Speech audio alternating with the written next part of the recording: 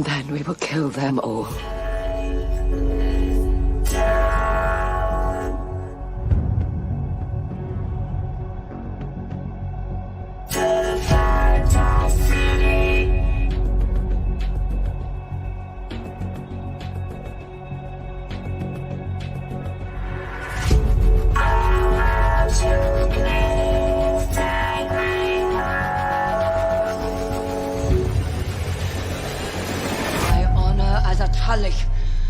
On my honor as a Stark.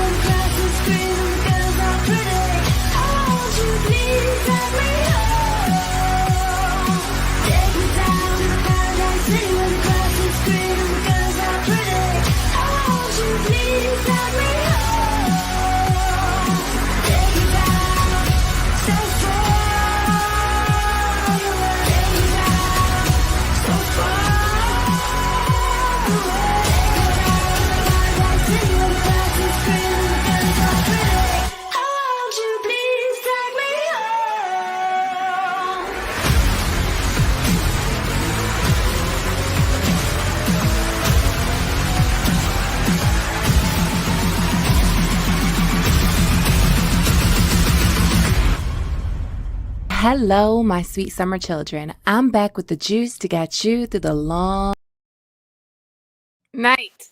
Hello, everybody. Welcome back to another episode of Direwolf City. I'm back with my girls, and we're going to be talking about Lady Stoneheart in the Winds of Winter. What's to come for Lady Stoneheart? Everybody want to say what's up to the chat? Let's see. So who's in the chat right now? We got Tony 3483, Tyler McAlpine, Ebony Thief, Christiana Slater, Mod Mary, Count Valerian of House Tatters, David Johnson, Kalia Bacata, Lord Corliss, Whitefire, Jess, Britt Beck, Alexander S, Lauren Griffith, Marma, Jade, Stark, Walker, Jess, J2G. We just got a lot of people in the chat. We got super chats coming right out of the gate. We have a super chat from Count Valerian of House Tatters. Can the Lady Stoneheart be redeemed? Number 2 book club. So shout out to book club in Discord if you guys want to join the book club. The Discord link will be in the chat or in the description box or in the comments of this video. Can Lady Stoneheart be redeemed? Let's answer that question.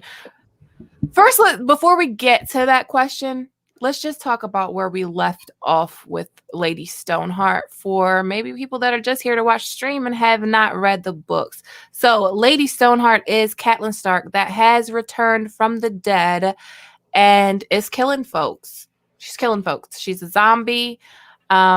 She's returned from the dead, and she's killing anybody that she can get her hands on that was responsible for the Red Wedding. She's with the Brotherhood Without Banners, and right now she has ordered Brienne to go get Jaime Lannister and bring her back to her, and Brienne looks to be doing that.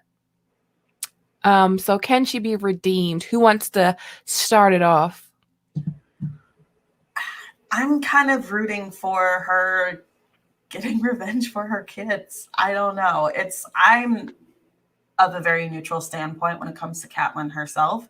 Lady Stoneheart obviously is off the reserve, if you will. No, I don't want to use that analogy because I realize it's probably problematic. She's definitely lost her damn mind. Literally, she's called Mother Madness. I don't see anything wrong with what she's doing. Good for her. is it bad that I consider Cat and Lady Stoneheart as two separate characters in my head? Because Cat, no. Lady Stoneheart, I just need her to make a bunch of Frey pies and I will be one happy girl. Yeah, I kind of agree with you. Like, I honestly though, like, I feel like Lady Stoneheart is who Catlyn Stark really was without all the courtesies and without all that lady shit. Like, at her core, Catlyn Stark was a savage. She was a savage like Lady Stoneheart. But at the same time, like, I actually love the Lady Stoneheart character. I just don't like Cat. Yeah, same. I can't stand Lady Stoneheart. Or I can't stand Catlyn, but Lady Stoneheart is the only like version of her that I can like vibe with. Like, she was murdered and she watched her child, her oldest child, be murdered, and now she wants revenge. Like, that's something I can get behind. You know what I mean? Catlyn is absolutely insufferable, but Stoneheart is like, she's awesome. I can't wait to see where she goes.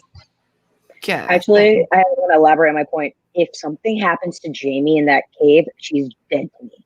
Again. Oh, same. Absolutely dead. I love Jamie. He's my favorite. So yeah, no. Yeah. As long as my baby makes it out okay, we're good. There's gonna need to be some kind of intervention for him to get out of there. We're gonna get there. We have go Alicia. Oh no, I was just thinking, like I said last week, my favorite three characters were John, Jamie, and Brienne, and I just realized she's a dick to all of them.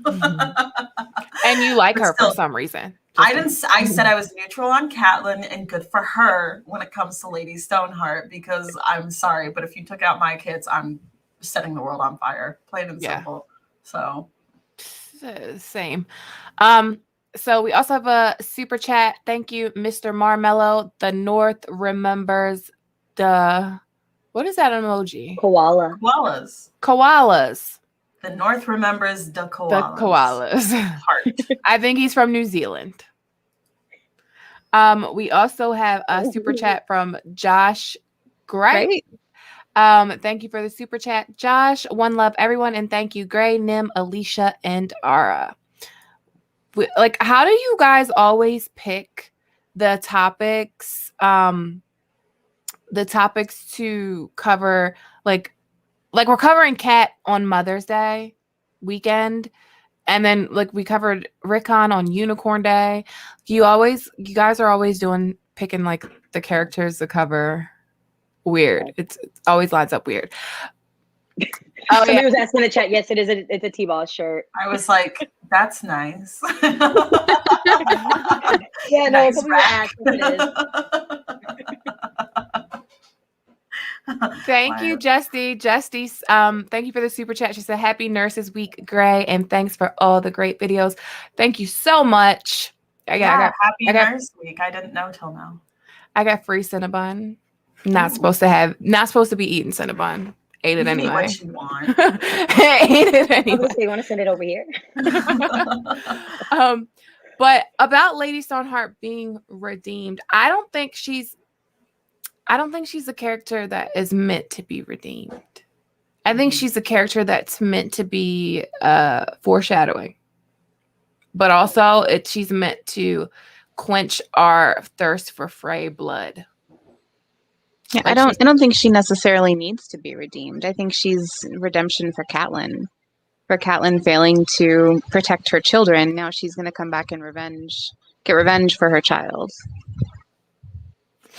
Yeah. See, this is where I'm neutral. I think Cat has very overbearing tendencies. However, she is savvy. And a good chunk, if not all of the advice she gave Rob, though she was a bit emasculating of Rob. She definitely like treated him like a child, even though he was a king. But was she wrong in a lot of the stuff she said to him? I mean, was she really wrong? The delivery sucked, but I mean, the advice was...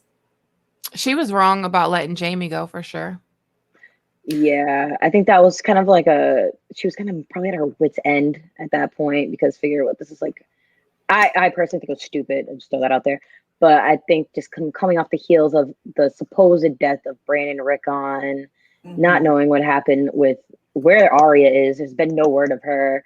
Sansa's being the captive. Ned's dead, so she's probably she's going through. I can't believe I am giving her credit. I was gonna say grief is a real thing because we know the boys are alive. She doesn't. She thinks they're dead. So I mean, and they're her kids. And she's probably feeling guilty for the reason that I always drag her for. Why didn't you go back home? Like, one, Ned told you to, but two, Bran is clearly paralyzed, and Rickon, even before you guys left Winterfell, Rob kept saying, like, Mom, I don't know what to do with him. Like, can you, like, watch your child? Like, he's a little feral baby. Like, somebody needs to take care of this 3-year-old. He's running amok. So I think for her, that maybe that guilt on top of it, like, I didn't even get a chance to say goodbye to them. And don't throw your backpacks at me. But to me, it makes sense why she would stay with Rob and not go back north to Winterfell right away. I'm just kidding. To me, that makes a little bit of sense. Now, obviously, she got sidetracked because Tyrion. It's one of those things where I'm like, not a good call, Kat, not a good call. But the other part of me is like, do I for sure know that in this setting, in her shoes, I would not do the same thing? Because I can get a little fiery at times. And if I thought someone tried to kill my child, my favorite child, and I just so happened to pass them in a hotel, they're mine. So, I mean. The Tyrion thing? Mm-hmm. I just feel like that's so stupid because Tyrion doesn't even like, just like what how Littlefinger explained it, just like thinking about it. Like if you just sat there and thought about what he said, I'm like, why would Tyrion ever bet against Jaime? They seem really close. But Catlyn doesn't know that about them. But they were in Winterfell right before that, and they were really close there. Like you could tell that they were like closer than Cersei and Tyrion, obviously. And it's like, what motive? Like thinking, like what motivation would he have with taking out my son? Like he seems like the smart Lannister, so it's like this chat is out of control. Can like one of the moderators block? Oh, I can block him. You blocked, bitch. Bye. Anyway, sorry. Yeah, I just blocked him. Oh, let me block this person too. So obviously YouTube's a little pissed off at me right now because, side note, I'm sorry. But obviously you, like some of the people that followed me on YouTube are pissed off at me right now because they don't like my Corlys Valerian video. And I don't give a fuck. We just gonna keep blocking. If you come in here with that shit, we're just gonna block you. But let's get back to Lady Stoneheart.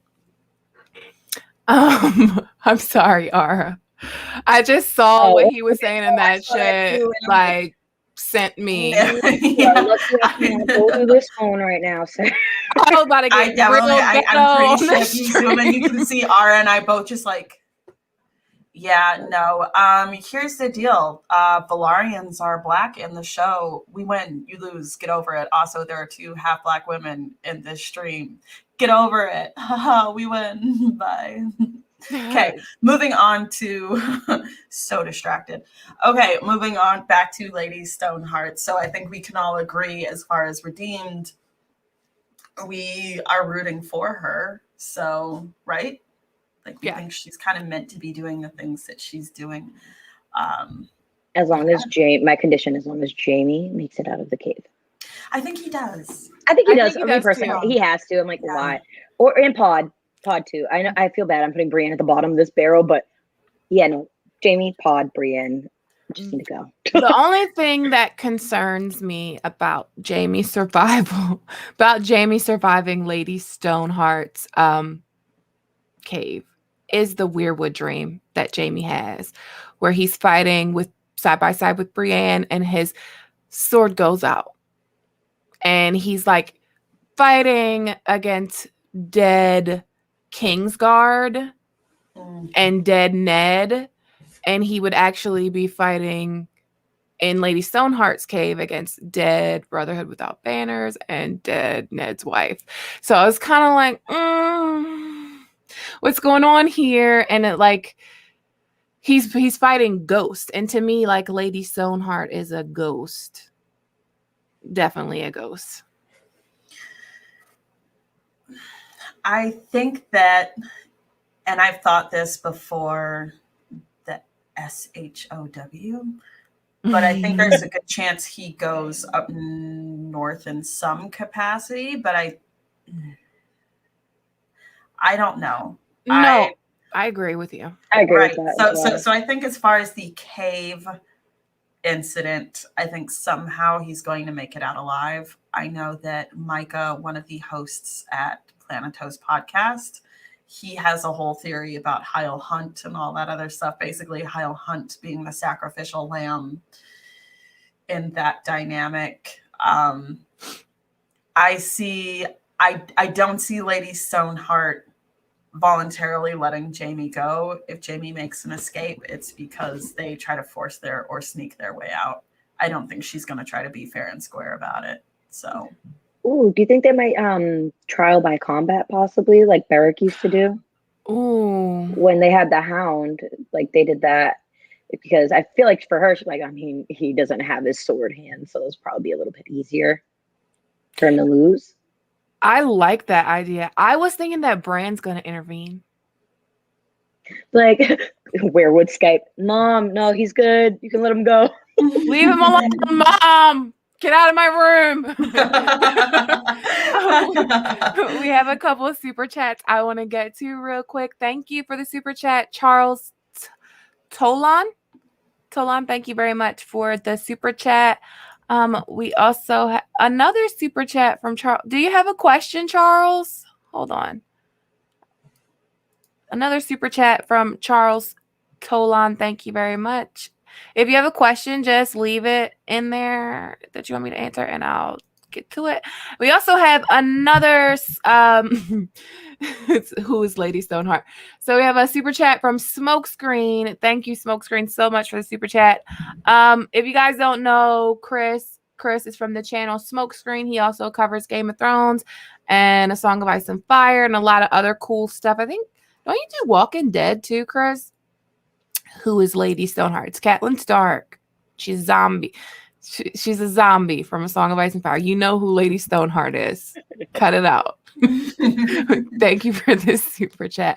He might be asking, though, for the viewers that watched you during the show was out, that didn't necessarily read the books, that might still be really interested in these streams. So, I mean, we could still give, like, a short rundown of who Lady Stoneheart is.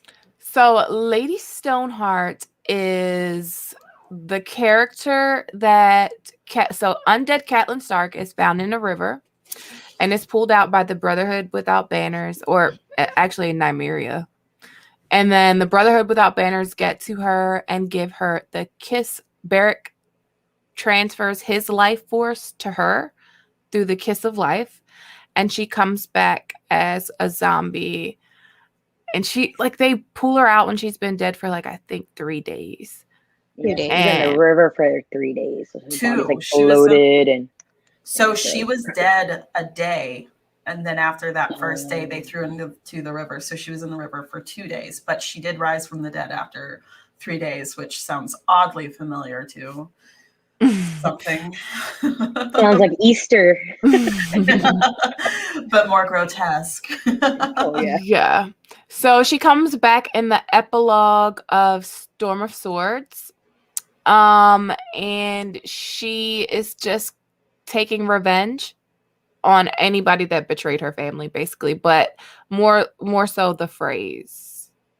I feel like Arya was given Lady Stoneheart's storyline in the show, for sure. Agreed. Yeah, we'll probably cover this when we get to Arya. I don't see her going to the Riverlands on a revenge tour. I honestly see her going back to the north straight away from Bravos, probably like just take a ship to White Harbor or something like that. I agree with that 100%. Wow, someone in the chat just asked, did Ned have a child with Lyanna? You know, not too silly of a question, because it's not like incest isn't introduced in the story. But methinks no. Sorry. I heard a really compelling theory that Benjen and Lyanna had an incestuous relationship, and John was a product of that. And I'm not gonna lie, Balls even dropped at that point. I liked it. Right. I don't know, I liked it. Right? I was going to say like 11 or something like that. I'm so fucking twisted. I was like, ooh. You should write an essay. So we also have a super chat from Josh Gripe. Thank you, Josh. Will Thoros play any role in saving Jaime? He has no reason to like Jaime, but seems disillusioned with the direction of the Brotherhood Without Banners under Stoneheart. That's a good question. I guess my whole thing is, like, do they just follow whoever has been revived by R'hllor? Because I guess, like, maybe I've had a week-long brain fart, but as I was, refreshing myself this past week, I'm like, why are they following her? Like, I don't get it. Like, their original mission is to just basically be like a Robin Hood's merry old gang band, however you say it. And like, now they're just like, well, this lady with her throat still wide open that has to like hold it shut told us we gotta, okay. So, it's punishing Freys and hanging them is, since the Freys are horrible and they're in line with the Lannisters, who are also horrible, who are their enemy, that is very on brand for some of the stuff that the Brotherhood Without Banners was doing. But it's just really weird to me that, like, they don't even seem to want to follow her, but they're following her. Like, I'm just having a hard time really wrapping my head around it. I think possibly why they could follow her is because they feel like the Lord of Light let her come back for a reason. Yeah. So whatever she's doing is the Lord's work. It is the Lord's work, though. Killing Freys, not gonna lie about that. I just thought of it. Ned was the one who sent them on their, out of King's Landing on their mission originally. So I feel like out of just respect for Ned, this is his wife, that maybe that kind of transfer of Ned clout is why they follow her. But I saw this comment that I actually wanted to ask you guys real quick. Maud Mary asked, said she thinks Arya will give Stoneheart death by mercy, and I liked that. I just wanted to say that before I forgot it. I do think that when Cat has her second death, it's gonna be pretty tragic. Like, very poetic, but very tragic. And I've always loved the theory that it's Arya that, because the thing is, like, the two girls are the two Stark girls, and in some ways they're kind of taking on aspects of Catlyn, right down to the aliases that they adopt. Like Arya is Cat of the Anal, or Cat of the Canals, and then Sansa is going by Elaine Stone, and you put the two together and it's like Cat, Elaine, Catelyn, that sort of thing. And like there's the whole play on there's the whole play on that Arya is going by Mercy at the moment, and Lady Stoneheart goes by Mother Mercy. Mother Mercy, right? Mother Merciless. Mother Merciless, thank you so much. It's been a day. But totally distracted, but I saw Joe Magician was in the chat. And hey, hello, Joe. Joseph. Hey, Joey Mags. Sorry. We also have a super chat from SWAC fan 100. Thank you for the super chat. And we have another one from Ben the Knee. We agree with you about Corlys Velaryon. Keep at it. I will keep at it. Feels good to be right and black. Right. We're here to fight all the trolls. Hold on. What did Joe say, or what did Matt say? The best way to use Jaime would be as the POV for another Red Wedding on the Freys and the Lannisters. His Aunt Jenna Devon being killed by Stoneheart in front of him, mirroring her own death. The way I jumped back, I was like, whoa, not Jenna. No. No. I don't know.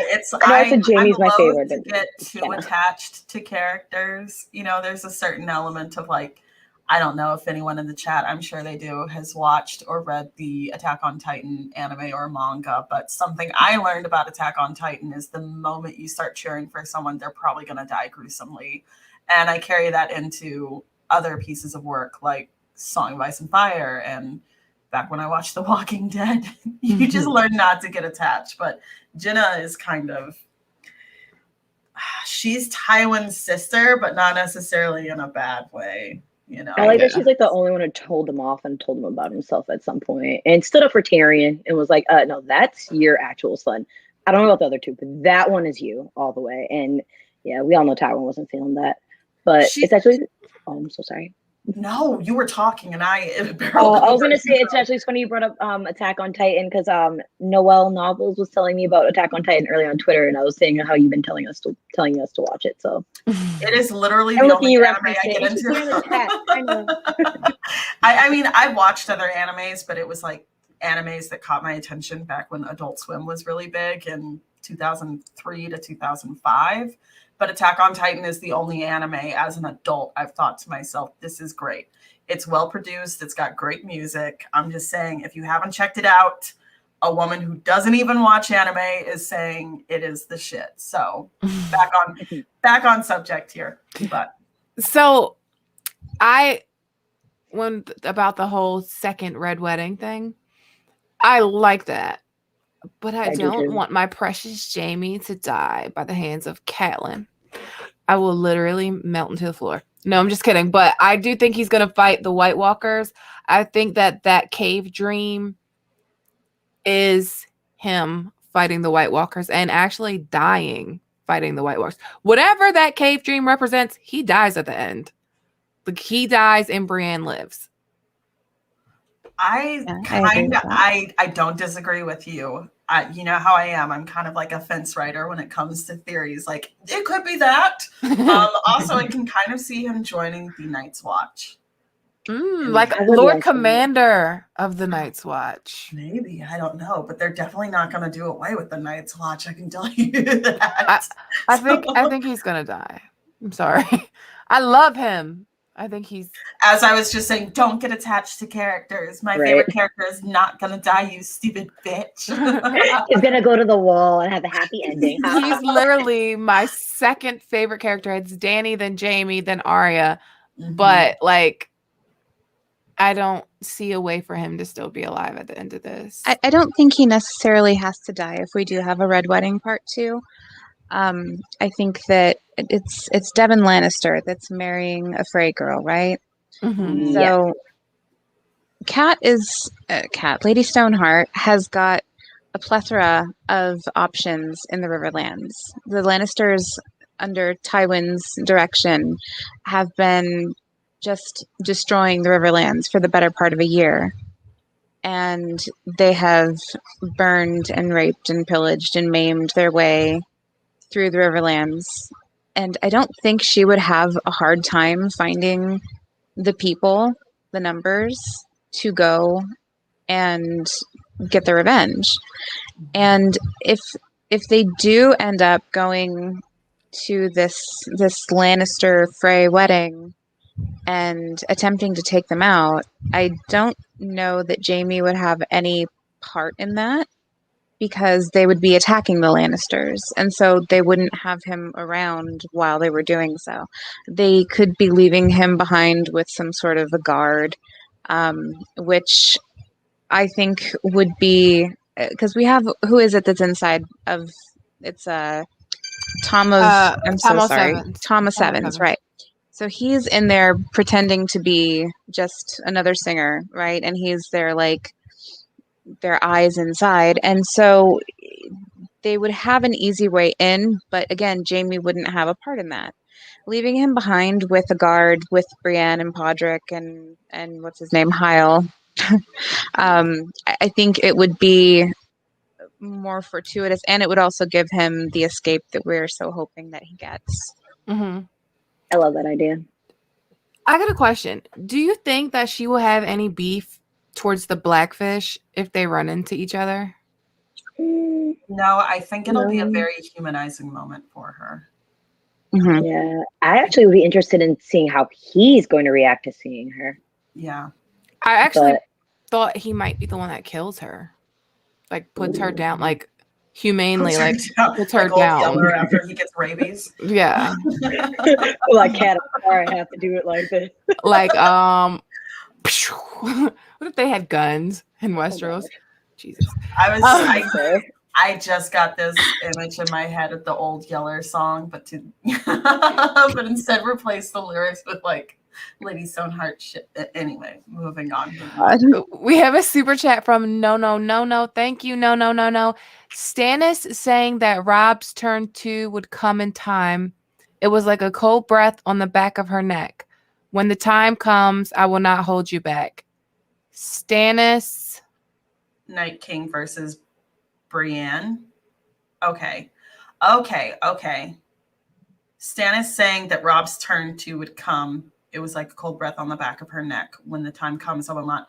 Okay, so I think No is talking about Brienne kind of like in a roundabout way avenging Rob for Catlyn. I think. No. Can you clarify in the chat?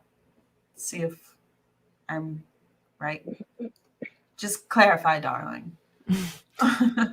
We have another super chat. Hey, John Lang. Thank you for the super chat. Can't pick favorites, Aura. Anyone can get it. I absolutely can't. No, for real. Anybody can really get it in this story. The only person I have like slight confidence in might actually make it to the end is Arya, just based off of what George R. R. Martin's wife has said, that she will leave him if something happens to her. So that's the only one I'm holding out any hope for. But other than that, yeah. So no. Clarified. Kat promises Brienne she won't stop her from going after Stannis. And then went on to say, and it says cold breath on the back of her neck. Stannis has a lot of cold related foreshadowing, might become an other. So I believe they're kind of speaking on here. Eventually Brienne will go after Stannis when Stannis is the Night King. So she'll old Yeller Stannis then. She'll old Yeller. Precisely. We're just gonna bring that up every so often.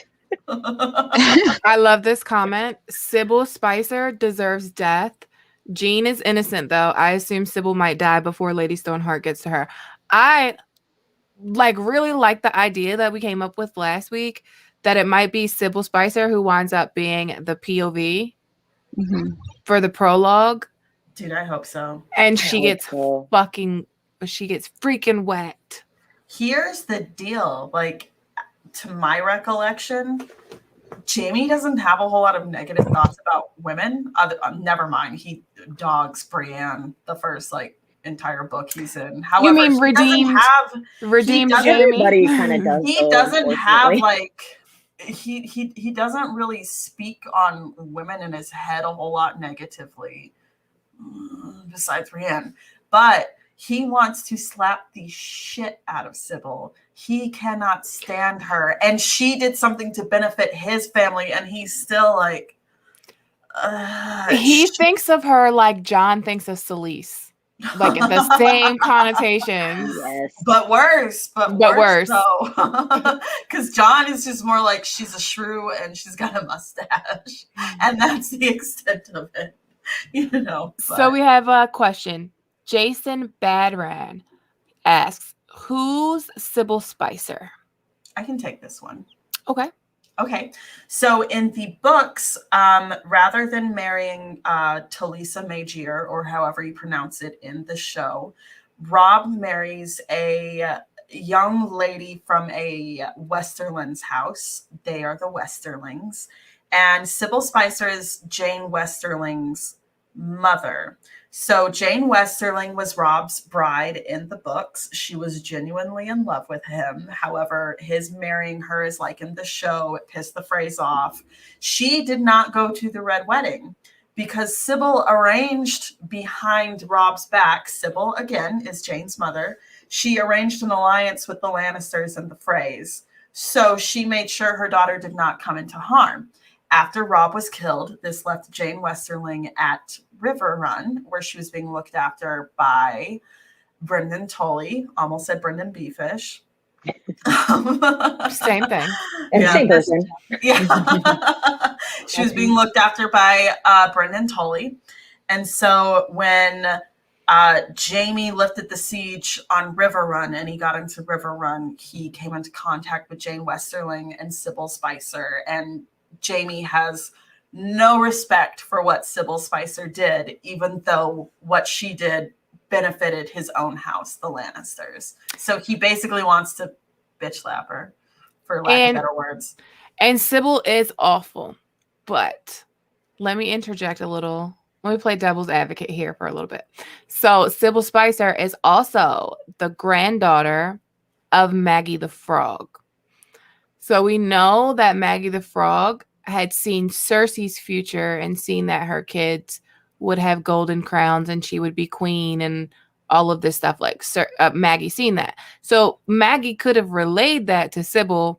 And the reason Sybil really never got behind Robb was because she knew that Robb would never win, because she already knew what Cersei's future was from her grandmother. Now, I'm not saying like that makes it okay, but I feel like she had to know something. She had to know some kind of inside stuff, because Robb, Sybil, Jean marrying Robb makes Jean a queen.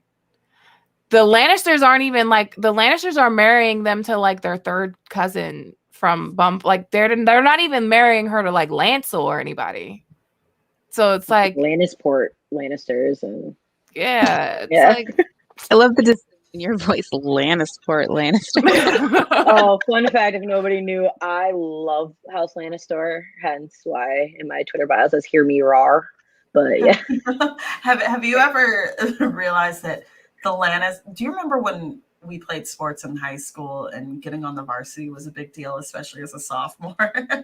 And once you're on varsity, you're like, oh, JV.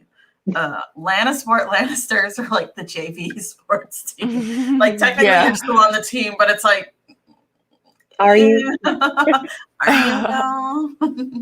Oh, also Sybil Spicer was giving Jean, I don't know how to pronounce it.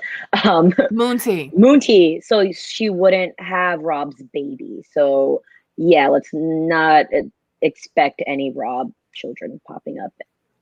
She told Jean, she's like, yeah, so I'm gonna make you this tea to make you fertile and make you like have babies. And Jean like had a conversation, I think, with Kat, where she's like, I'm drinking the tea my mother gave me, or the thing my mother gave me. I'm trying to have his baby. And the whole time it's the opposite. Yeah. It's the whole time it's birth control. It's fucked up. Sybil Spicer's fucked up. Also, thank you for the super chat, Stormy 4400. There was so sweet tonight. Oh, I was gonna say, I did see another comment in the chat that I really want to post to you guys, since we were talking about Jamie when they brought it up. Mm-hmm. But Marcos Targaryen asked, do you think Jamie could join Fagon, putting him against Dany and Tyrion? Which I thought of with that cave dream, werewood dream, when Rhaegar was kind of getting in at him like, you were supposed to protect my kids. What were you doing? So I could see that possibly. Well, my next question was, assuming Jamie escapes Lady Stoneheart, where's his immediate next destination? I don't know either. Yay. I would say he would probably, I don't want to say he'd go north, because the former Lady of the North just tried to fucking kill him.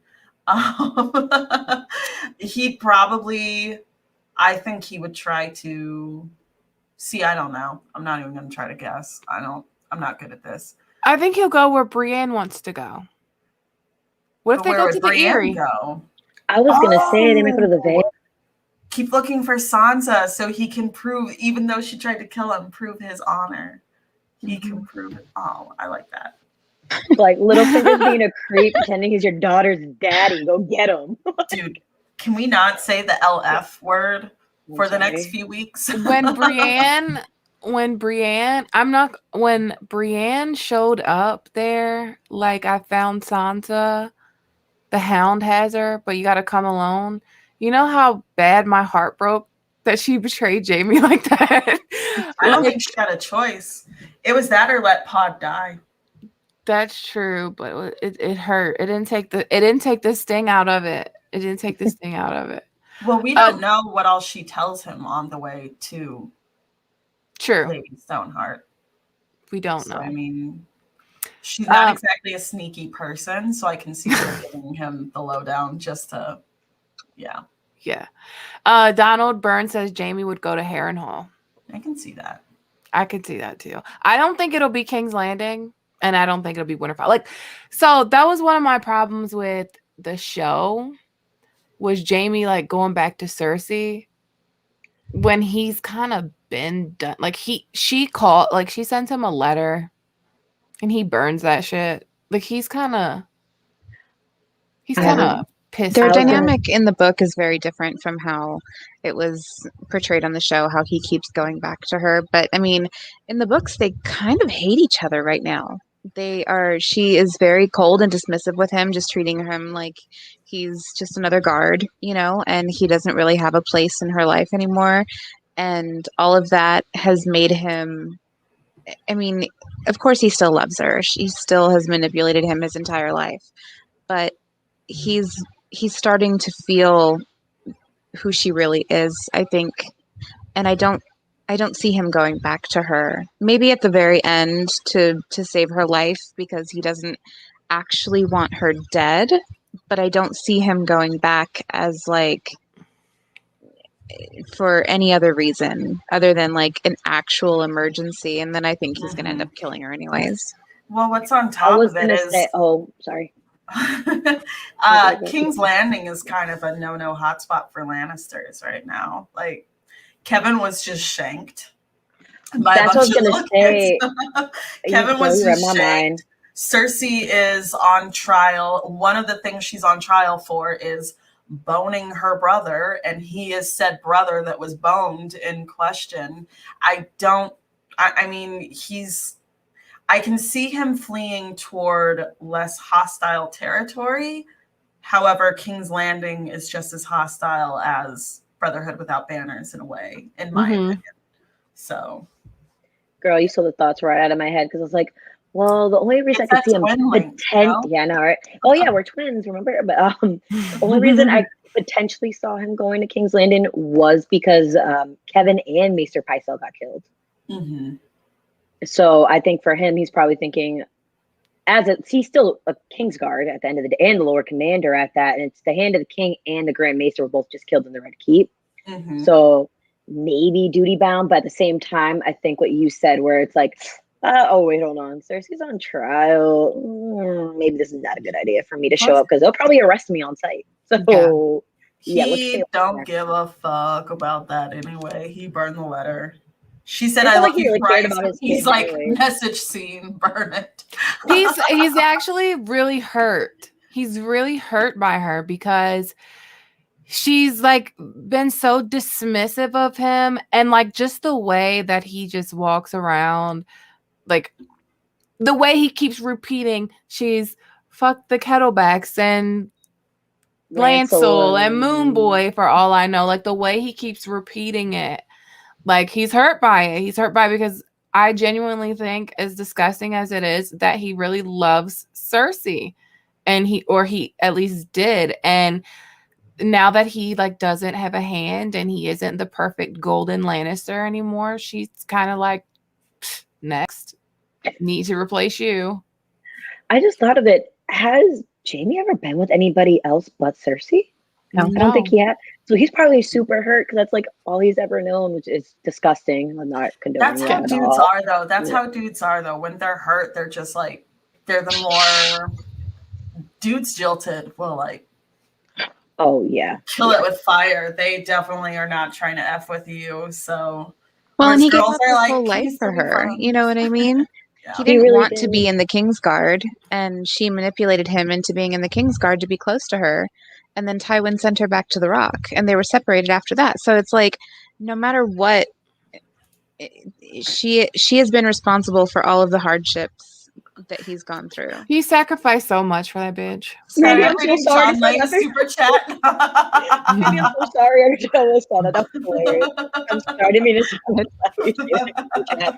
And So Moon Boy's like Mushroom. Mushroom says that he has a big schlong. Jamie couldn't hit like Moon Boy after he lost his. Couldn't do the finger up the bum anymore. Doesn't have two good hands. Y'all leave Jamie alone. Hey, Leave I alone. love reformed Jamie. Even then, I still like, even though we don't get inside of his head, there is a certain aspect of old Jamie that I think is like it's like Tyrion's monologue in season 4 when he says, I wish you were the monster. I wish I was the monster you think I am.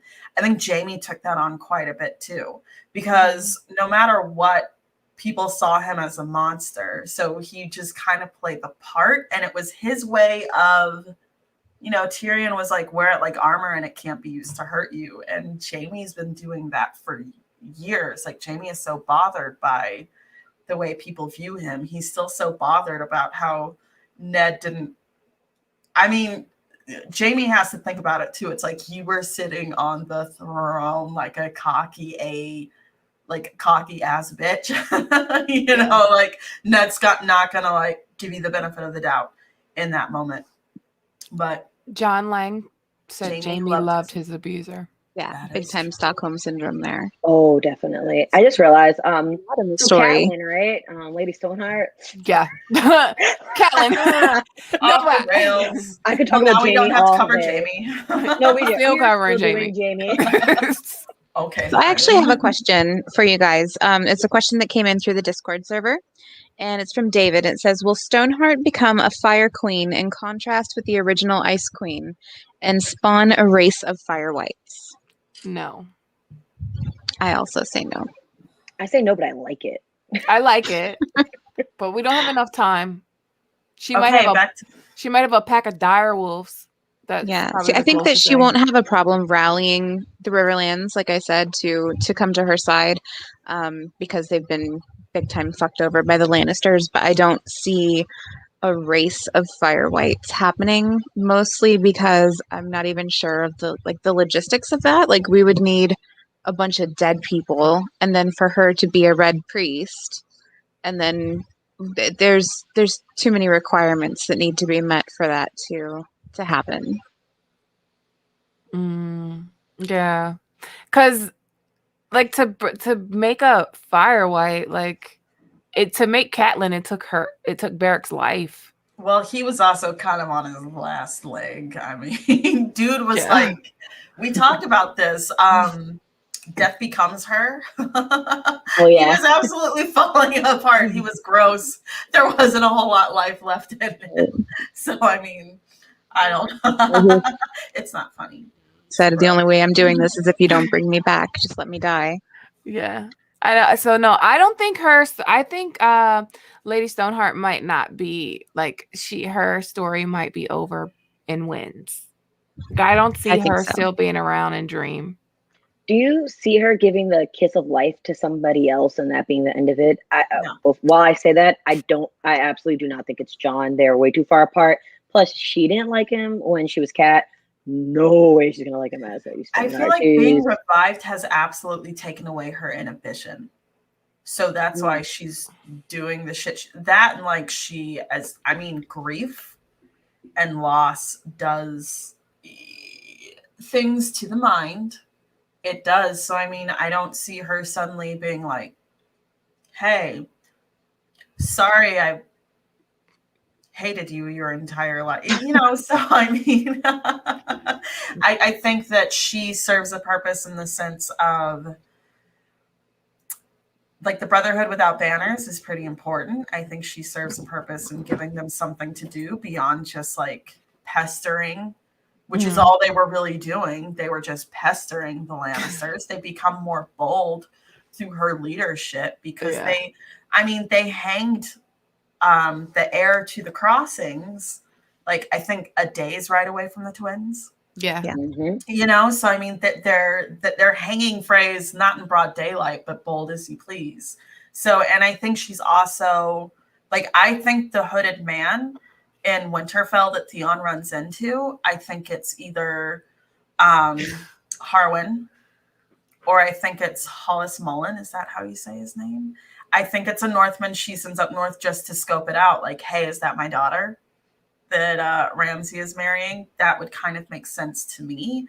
But I think she's kind of dispersing her men in different ways. Because even though she is a walking corpse, pretty much, she's still politically savvy. Like, she knows what she's doing. And I'm answering my own question from earlier. I think it's a big part of why they follow her. She's got the nobility, she's got the mind for it, and she's a fire white, you know, R'hllor's chosen at the moment. So we have some chatting going on in the chat. So Joe Magician says she's going to bring back Robb Stark. It might be in the show, but can you not bring back people that don't have heads? Because I know Arya asked that to Barrett more or Thoros. Matt. Arya, yeah, I know Arya said that to, I think it's Thoros when they're in the cave. Because she's like, oh, can you bring back somebody that doesn't have a head? Because she's obviously talking about her dad. And he's like, no, it doesn't work that way. So I would say probably not Robb, because Grey Wind is on his head. I think that was a show only. Oh, was it a show only quote? Yeah. My she wasn't muddles the two. I think. I could be wrong. But he says that the theory is that Joe Magician has a great theory about Robb as the reanimated antagonist leading the others or being used by the others. Not gonna lie, I would really like to see Robb with the wolf's head on his body. Be reanimated. What happened to, other than being unceremoniously desecrated, what happened to his body? I mean, they definitely didn't. Well, didn't Joffrey say send it to, that he wanted to serve it to Sansa? His head to Sansa. At his wedding feast. And then they were like, no, you can't do that. So they didn't throw it in the river. Hold on. Anybody in the chat, what'd they do with Robb's body? Because I do wonder, like, they don't have enough respect to bury him, but at the same time, after a while, they can't just let corpses pile up in the, which is so stupid that they would throw so many bodies and throw them. They're nasty. You know what? They're fucking nasty. Yeah. They probably, like, they're that person whose house you go to that doesn't wash the dishes, like the dishes pile up. Like, you know that meme that's like, bitch, you live like this? Those are the phrase. Those nasty. I was gonna say. So Walder has it. Yeah, I'll say Sheev Palpatine, aka the Senate. What is he doing with it? No, so Robb's body's probably mutilated beyond recognition. So I could absolutely believe that. Yeah, it's been a while. Yeah. Nice trophy for House Frey, their betrayed king. But I need to know, like, they can't just keep playing with the rotting body. I mean, they have to do something. Okay, going off the rails here. Thought that I had regarding Lady Stoneheart. I think that the role she plays is a lot bigger than we're giving credit at the moment, because George was sorely disappointed when the show did not feature Lady Stoneheart. And do you remember from season 3 and on, up until maybe like season 6, we're like, it's going to be Lady Stoneheart. We're going to see. And it just never happened because, you know, George really wanted her included in the show. Go ahead. With that said, I think we're all in agreement that she's not going to give Jon the kiss of life. But she's probably going to do something huge. So what do we think that is? Kill Walder Frey. Kill the Freys. So I think she's going to start a Frey civil war. And the Freys are going to end up and the only way that that's really going to happen is if Walder Frey is killed and Black Walder is taken out. And I think after that, everything's just going to implode. That makes a lot of sense. There's so many heirs to the crossings. So many. heirs. And it's polluted. Yeah, like the succession, especially like, if you definitely taking out Black Walder, because I feel like I hate him. he's kind of, I can't stand him, but honestly, out of all the Freys, he's kind of like, I feel like the most formidable. Mm-hmm. Yeah. So taking him he's also out, the clear heir right now, but after he is removed from the equation, there's a lot of questions because there's all the siblings, there's all of his children, there's a lot going on once those two are removed. So I think that is going to be one of her biggest plays in her story, is going to be getting rid of the Freys or making them get rid of themselves. I think she's gonna fuck with the Freys, fuck them up. Like, the Freys are important to her story from beginning to end. They're a big part of her story. From the minute she goes and negotiates with Walder Frey for Robb to when they kill her. Ooh, even a little before that, when she takes Tyrion, because she points out and notices in her chapter that there are Freys there, and calls them out for that they're allies. Mm-hmm. I would say somebody in the chat I missed it said like, "Oh, she'll march down to King's Landing and kill Cersei." Oh, if only. Not really. I love Cersei too, but that's about it. But yeah, no, I actually like Nim's idea of her kind of starting a civil war, kind of behind the scenes, sort of like not a super like, because I feel like if they know it's indefinitely her that's causing it, they'll still kind of have like a united front and enemy to go against. But if they're kind of picking them off, like they currently are picking them off, but continuing to do that and just let them kill themselves, it saves your men because you don't have to expense as many people to do the job. And I don't know. And they were picked off at Winterfell too. What was that quote? They're like, "Oh, well, at least the kid didn't have a chance to grow up and be a Frey or something." Yeah, Wyman was like such a so I can't remember the exact quote, but he's like, such a pity, so young. But he would have grown up to be a Frey. Right? I'm just like, shit. Savage. I love him. Love him.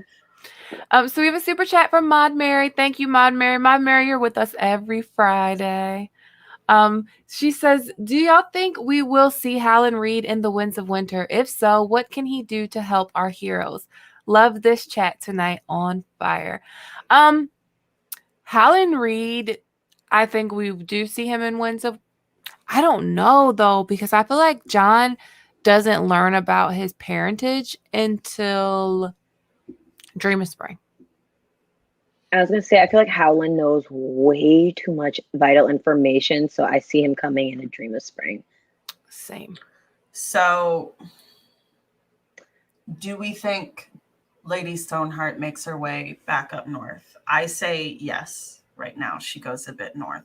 With that said, we have Jason Mallister, Mage Mormont, and Glover. One of the Glover brothers. It's not Robert. It's the other one. The other Glover. I swear I used to know this by heart at some point.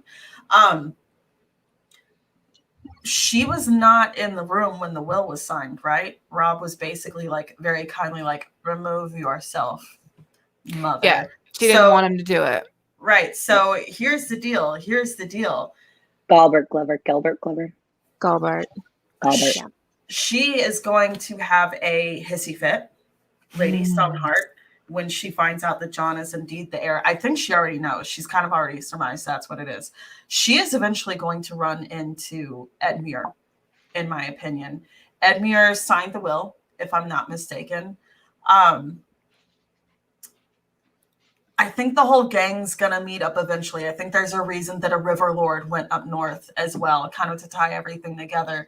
I think that as Lady Stoneheart, she is going to discover that Jon is actually the son of Rhaegar and Lyanna. I just don't think it's going to be this like, I don't think she'll ever meet Jon again. But well, if she's heading up north, she could even run into Howland Reed. Mm-hmm. And because the crew that you were talking about, they're somewhere around Moat Cailin, right? Yes. So they're trying to find Greywater Watch, which is mobile. So I always, every time I read the books, every single time I read the books, like I know they've most likely made it to Greywater Watch, but I just imagine them on a boat that whole time. Don't you think they would? Don't you think they would kill anybody that tries to come up the neck? If they're wearing their sigils, they should know that they're also fellow Northmen, I would imagine. I'm talking about like Stoneheart. Oh, okay. They can like, try. Wait, like They can pump her full of arrows. Like if and I don't know if Stoneheart they'll and the do anything. Brotherhood were to try to pass through the neck, didn't Rob say like to kill anybody that tries to come through the neck? Didn't he give that command to Howland? Like the like Yeah. Well, close they're off the neck. definitely engaging. That's the thing about the Cranogmen. They are guerrilla warfarers. Yeah. So they're just little gorillas. They wouldn't recognize the Brotherhood without banners, now that I think of it, because they don't have banners. I don't know. The premise. Catlyn is under Bolton control at the moment. I would imagine someone might know how to slip in to the neck as a friend. Someone has to. I'm going to draw a blank on his name. I know you said it earlier. The Stark guy that's still with them that Arya Harwin. calls up. Thank you. Harwin. Yeah, if he's not like gallivanting up north, I could see him kind of like stealthily going in because he came down south with Ned. He's a northerner. Probably maybe have a little bit of knowledge of how to get around it. Oh, and Kat's there. Oh my gosh. I'm pretty sure Kat would probably have a good idea. Because I would say she was sitting in a lot of Rob's war meetings. So I feel like she would know. And weren't they stationed at Moat Cailin for a little bit? Yes. Yeah. Like, I think that's where he was. No, he was crowned king in the Northern River Run, wasn't he? Mm-hmm. It's the show where they were at Moat Cailin, I think. No, but they did stop at Moat Cailin. They were at Moat Cailin at one point. I do remember the Moat Cailin stop, and the only reason I know Kat was indefinitely there is because it was her POV. Mm-hmm. Because she was like the only one in Rob's camp at that time. She was talking about the children of the forest. Right. Mm-hmm. And there were plans to retake Moat Cailin. Like that was their next step after the wedding.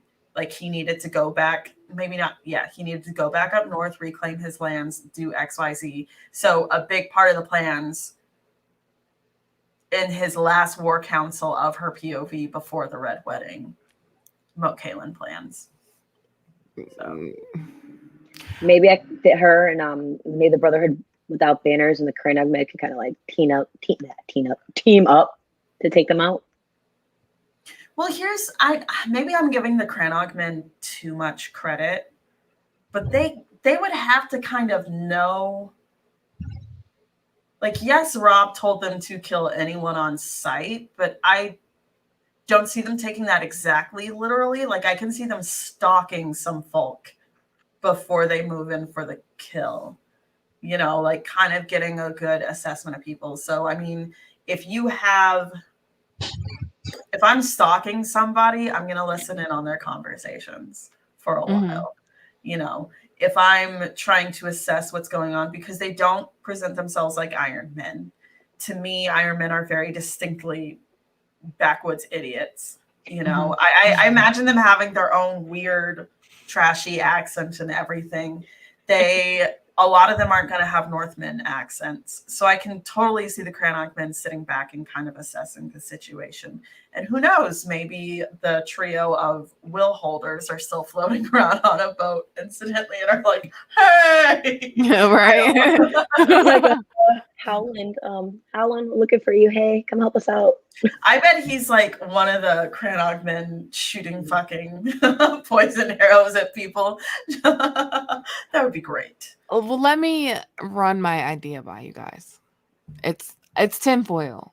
It's pure tinfoil. So put your tinfoil hats on because it's gonna get like tinfoily. Okay. So I have this idea that Bran is going to try to contact his mother. We know she's in a cave, and this is a winter spoiler here.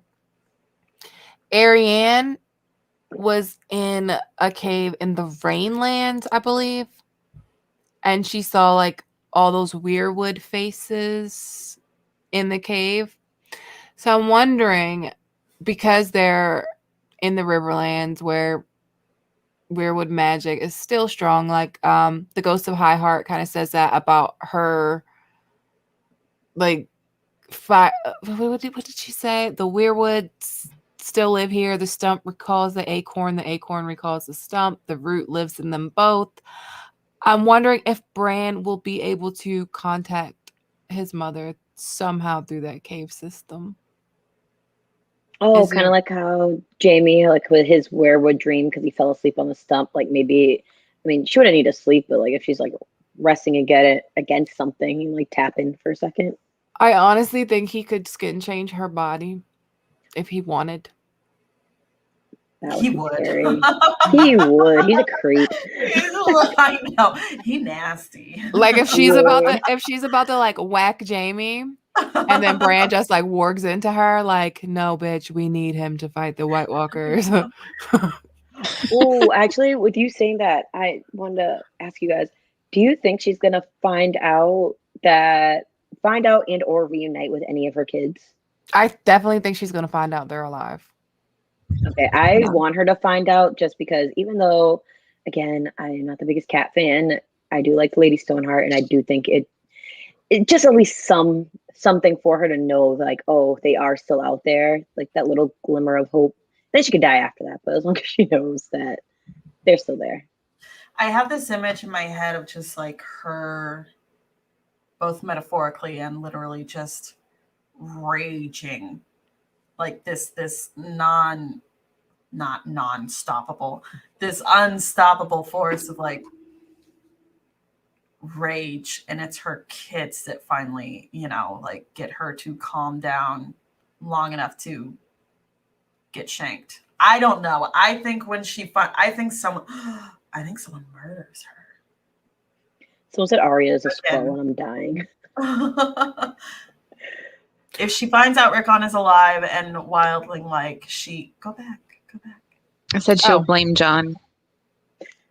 She'll find anything to blame John. She'll blame John for anything. I didn't know Cat- you were reading it. Kat is actively hunting Arya. They know she was seen with Sandor Clegane. That's why they have his hound helmet now. Yes, I also think that's why she sent Harwin to Winterfell to suss out if it's true, if she's up there or not. Like, this is what I was talking about. She probably has people all over the place trying to get a good feel of things. Because if there are rumors that any of her children are alive, she's all over that. So Actually, I think she's hunting Arya in the Riverlands, and I also think she sent someone to Winterfell. It would be really redeeming for her if she was the one that got her children all back to Winterfell. Like Sansa, Arya, Bran, Rickon. I could see that. I doubt it, but it would be redeeming for her. I actually have this like slightly, not really too crackpot theory of Arya's motivations to return to Westeros. So since she was actually in Essos when she was warging Nymeria when she pulled her mom out, I believe since Nymeria and Cat are both running a rampage through the Riverlands combined as a unit, if they do run into each other again, I think Arya will be in a wolf dream when that happens, and she'll see her mom and know her mom is actually still alive. And I think for me personally, that is the only reason I could see Arya leaving Essos at this time. It's like, oh wait, my mom's still over here. Oh no, I gotta go find my mommy. We gotta go ride out. We gotta go get some phrase. Like, I don't know if that sounds weird, but yeah. I agree with that though. Like, something has to make her leave. I don't feel like she's just gonna leave on her own. There's gonna have to be a push to get her to say, I need to go back to Westeros.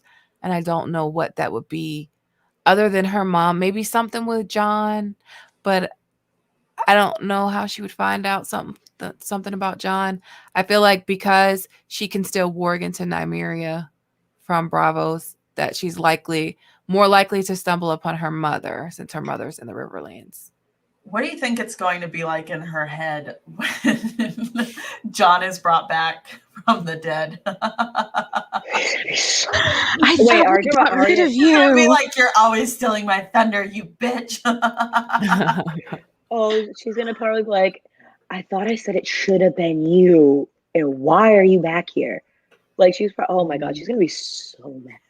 That meme after season 8 where it was like Cat, like you remember how Cat was smiling when Rob came back from the Whispering Wood? It was that picture, and it was like when one of your daughters is queen, one of your daughters is sailing the world, and your other son is the king, and your husband's bastard is back north of the wall. That's a nice one. Here's the thing. I said this last week. I'm gonna say it again. I think Jon will be king in the north, and then he'll reject his lawful, legitimate kinglyhood of Westeros, and I think he's going to go back up north, and I'm waving around a makeup brush, and he's going to be he's going to be king beyond the wall. So I mean, which will somehow, I don't think she'll be alive by then, but I can see her being pressed by that shit too. I just don't see her putting aside her beef with Jon because he's not actually Ned's son.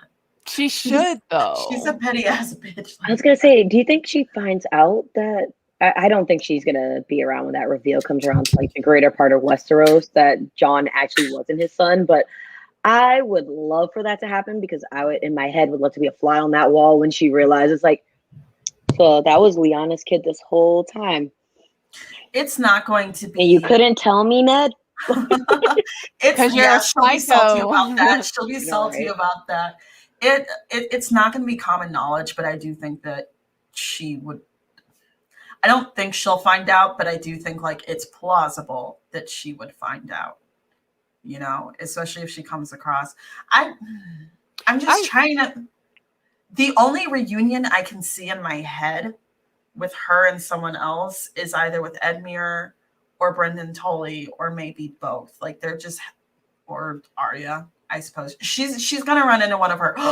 What if she offs Littlefinger? I would love that.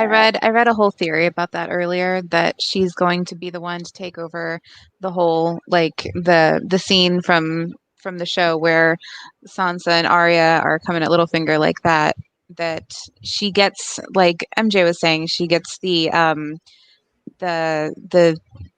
Weirwood upload from Bran, and she sees all of it, and then she goes after Littlefinger.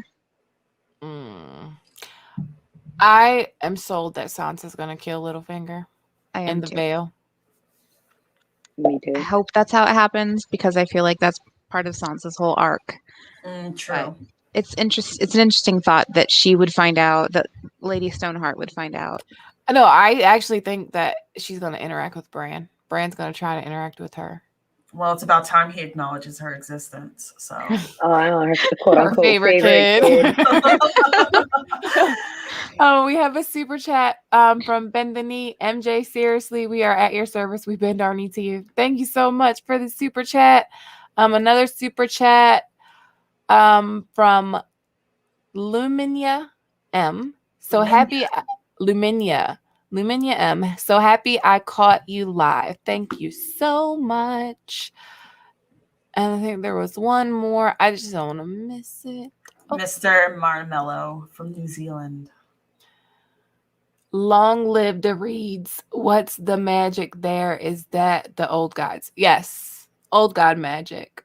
There's They're also a older heavy for that. insinuation that they intermarried with the children of the forest, which is why they are so tiny. They're small and they have those mossy green eyes, and They breathe mud and shit. And they birthed Jojen, who, I'm sorry, I think Jojen is almost on par, creepy levels with Bran. Just a little bit. Little old, what does the old man call him? Like the little old man or something like that? Yeah. The little old man. Grandpa? Yeah. Oh yeah, little grandpa. Little Honestly, I'm grandpa. gonna bring this up again. I need to know what happens to old man. Like, I think we should like write a petition.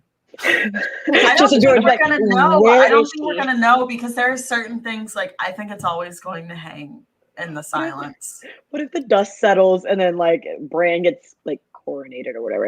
And then she just shows up to his coronation like, oh, I heard you were the boy that doesn't like stories. Like, it's weird.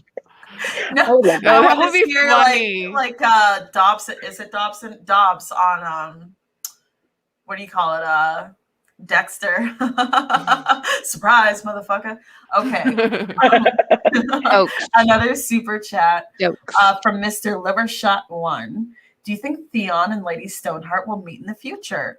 I just hope Theon's story is more than just him dying in Stannis' chains. I don't think Theon's dying by Stannis' hand. I think Theon dies at Winterfell. I'm very staunch on that. But that could be one of those mini reunions, especially since Asha and Theon, I think they get away from the camp just because the pink letter makes no mention of Asha whatsoever. So I think she flees. I just don't see her fleeing without her brother. They're not going to try to go up north. Not initially. So they could go toward the Riverlands. I think Theon is Bran's food. He is going to be Theon paste. The crow, like the raven, like seems to be like trying to tell them to feed Theon to the tree. Like, Yeah, I think he's going up to the tree. and I feel like it'll be like he's such a shell of a person. He's so mentally gone. I feel like it would be a mercy for him. I feel like it's something that he wants. I feel like he's been talking, like while he's in Winterfell, he's been talking to the trees a lot. He says they know my name. They know my name. But one of the things I wanted to talk about this Theon Lady Stoneheart thing is that was one thing that Kat was right about. Kat was right about not sending Theon to treat with Balon Greyjoy. She was right about a lot. Yes. Was right about a That lot. was one thing. One thing. She was right about a lot. Okay. One thing she got right. Let's not get crazy. No, just kidding. It's I will say it's the one direction that Ned gave her that she actually followed. Okay, to be fair, she did a lot of off-kilter shit and then sat back and was like, why is my family getting destroyed? Because I do think if she would have followed Ned's directions a little more closely, like I'm not saying that I wouldn't have taken Tyrion if I were in her shoes. I'm just saying you done messed up, Ron. That's all I'm saying. Like it was a mistake to take Tyrion. But She from an realized emotional point of view, yes. From an emotional point of view, I get it. Send him back. What? I'd have sent him back. Like after that whole, like after a while, like on the way to the Vale, I'm like, honestly, can we just like forget rebirth this whole thing happened? It was like you Karen. can go your way, and I'll just go back home. That's cool. Her whole Right. bitching and moaning about Liza, it's like, dude, Karen meets Karen 2.0. This is basically what I got out of that, because she took Tyrion to her sister for a reason, and then she's just gonna be like, well, no, this isn't what I had in mind. What the fuck did you have in mind then? What did you have in mind? And she even says, she's like, I just did it really impulsively. And all these men died for me, and I can't bring it in me to cry for them. And sometimes I feel like my heart is made of stone. You know, as much as I said I was neutral toward her in the beginning, I'm like, I keep thinking in my head, like, you dumb bitch. Yeah, all three Tully kids share one brain cell, and Edmure uses it the most. That's not saying much. Hey, here's the deal, though. I actually, parts of me feel really, really sorry for Liza, because Liza got the short end of the stick in so many ways. Like, Liza, the plan was to betroth Liza to Jaime.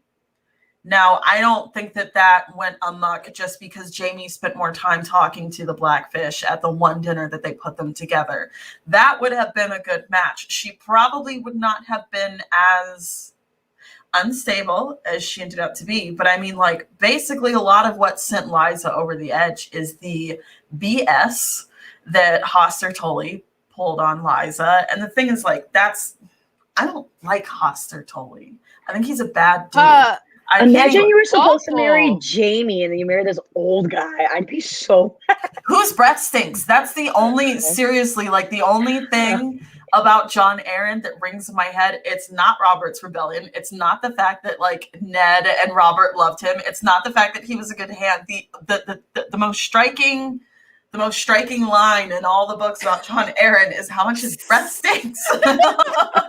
You're such a bitch. But No, but Hoster Tully was fucked up for like giving her the tea. The literal tea. The literal tea. tea. The He moon made tea. her- Right. He forced her to abort a child. That will make a person go nuts. And then he made her marry this old dude Yeah. whose breath stinks. And he was Okay. like, you should be fortunate he's willing to take you in your condition. Like, what? I'm like, I was supposed to have Jamie Lannister. Right. What do you mean? I'm supposed to be fortunate. It was a piece of work. Like, Imagine having to marry Jon Arryn after Jamie. God, I'd be so mad. Well, I mean, here's the deal though. I'm going to recant a little bit of what I said. Where there's Jamie, there's always Cersei lurking nearby. Cersei would have found a way to make sure Lysa was the next person in the well. Malara. she would have followed Malaria Malara right down that Witherspoon. well. Yeah. I mean, Jamie or Cersei would have made very quick work of Lysa. I feel like Cersei probably would have tried to abort any child that Lysa and Jamie might have. I don't know. I just don't see Cersei making that easy for Lysa. But I don't see her. Oh, I'm so sorry. Keep going. It might be better than bad breath. I can't fuck with bad breath. I would say the only reason I could see it working out a little differently is Cersei's technically the queen and stuck in King's Landing. So unless she's making visits to like Casterly Rock, not really gonna be able to get her hands on her like that. And also Tywin would never allow some shit like that to fly. Like Jamie's his golden goose, if you will. Well, I mean, Tywin, I think Tywin turned a lot of a blind eye when it came to the twins. Oh no, I mean like Yeah. I meant like Cersei like trying to like get rid of Jamie's wife. I think he'd be like, because of the no, alliance. relax. Yeah, he's very pragmatic. Pragmatic is a gentle word for Tywin Lannister, but Oh, very gentle. yeah, he's extremely gentle. Oh wait, can I read this really funny comment before I lose it in the chat? No. It had to do with Bran sending Cat visions for werewolves. Lord Corlys Whitefire. Hey mom, it's Bran. I'm alive. Sansa's alive. And Arya's alive. I can see them because I'm sort of a wizard now. So can you chill the fuck out? Thanks. I mean, fuck with the phrase, of course, but then like chill out. And yeah, I see that's how it goes. Like, mom, no, we're all good. We're good. Everything's fine. Like, relax. You can stop now, mom. You're doing too much. Like I really Do think less. That's mom. I really think that the interactions between Bran and Jamie from the show is a canon thing. Now I say this because this is why I think like Bran is gonna like tell Stoneheart, look, bitch, chill. Like, don't kill Jamie. Because when Bran has that coma dream and he falls out of the tower, he knows who pushed him from the tower. He sees Jamie's face swim up in front of him, and Bloodraven's like, nope, that's not useful. Put that away. He tried to kill you. Don't worry about it. So it's like, okay, that doesn't make sense. Why don't you want him to know who killed him? And maybe it's because Jamie has a part to play. Yeah, because he's going to go north and fight the whites. And so that means Jamie has to make it out of the cave. Maybe Bran eats him too. Everybody's gets eaten by Bran eventually. So how does Jamie make it out of the cave? Like, how does he get out of there? I think that they leave him and Brienne behind when they go to this Red Wedding 2.0 between the Lannister and the Freys. Well, depending on the timeline, their numbers could be not depleted, but Stoneheart kind of has scouts everywhere. And I'd imagine they need a pretty big party to take on the what do you call it? The guard that the 400 men that are currently leading Jane Westerling and Edmure Tully to Casterly Rock as hostages. Those are 400 guards. You need a lot of Brotherhood without banners. That only leaves so many people behind in this Weirwood cave. So I can't imagine. I do think there's going to be a trial by combat. Brienne, I do wonder, this isn't me trying to be tinfoil, but last we checked in on Brienne, she had a really bad fever. She was missing half of her cheek. She fucked up. Right. So it makes me wonder how much time has passed and if this is around the same time that the Brotherhood without banners are supposed to attack the hostage guard. I'll just call them that. But I mean, if I have a fever, I'm probably not going to want to ride a horse. So do we know that it's Brienne he went off? Yeah, we do know it's Brienne he went off with. I kind of wonder if Brienne might be feeling a little bit better. I doubt it because Brienne might choose to fight in this trial by combat. I wonder who the champions might be. Who knows? Maybe Jaime will buy Fluke. Like in that, like in season 5 when they're in Dorne, he accidentally wins a battle with his left hand. You might see something like that. I don't know, but I do think. I was thinking with him all the scenes of him training with Sir Ilyn, maybe leading up to him actually winning something. But I do like that comment that's popped up right now about Lady Stoneheart using Jaime to get the Brotherhood into Riverrun, kind of like a Trojan horse. Mm-hmm. I love it. That's why I highlighted it. Yeah, and I also thought about just 2 seconds ago when you were talking about Jaime and like his whereabouts. People know he went off with Brienne. I forgot who says it exactly, but the Lannisters know where Jaime went off to. So I wouldn't be surprised if, like, okay, he's been missing for a while. We need to send somebody after him. Mm-hmm. Right, because news like that even gets back to Cersei. Thank you. Yeah, because I was like, somebody's chapter says it, and I couldn't remember. Thank you. It's Cersei. Tell Cersei that Jaime goes off with a woman in the Riverlands. You know, I don't remember who. What if Brienne and Jaime just go up in that cave, cutting, like swinging? I think they are going to have a plan going. I just don't see her not saying anything to Jaime because here's the thing about Jaime. I think that Jaime is, in his own way, just as intelligent as Tyrion. It's just that Tyrion has had to sharpen those muscles more throughout the years because Tyrion's mind is what he has. Mm-hmm. Jaime's not a nihilist per se, but like he loves battle. He loves the idea that he could die at any given moment. The self-preservation isn't the same. But when you put the rubber to the pavement, I think that Jaime is just as intelligent as Tyrion is. So that kind of makes me wonder if, for Brienne's sake, for her survival as well, because I don't think he's going to do anything like this for his own survival. But I kind of wonder if he's not going to be able to. I do think there's going to be a trial by combat, but I don't think Lady Stoneheart is going to be satisfied with that. I do kind of wonder if he isn't going to talk his way out of it a little bit like Tyrion does. I don't think she'd grant him that. I don't think she would give them the opportunity. He's missing a hand. Yeah, but that's not her MO. She's not. Yeah, true. She's not out for go ahead and try to redeem yourself. She's just hanging bitches. Like she doesn't want to give them even the opportunity for an out. He's got to escape somehow. We agreed. He's actually, now that I think about it more, you do have a good point on that, Nim, where she, especially Jaime, and the last thing she probably would remember is Jaime Lannister sends his regards. So you guys, all he has to do is claim that he didn't say it, and she'll believe him.